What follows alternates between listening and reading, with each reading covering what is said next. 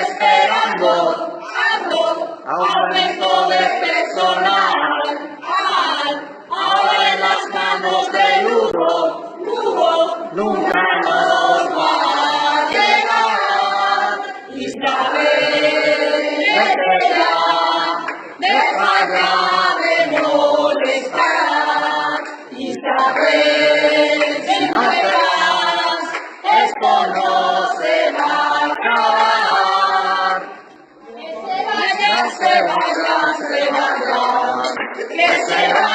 Se vayan los tres, que se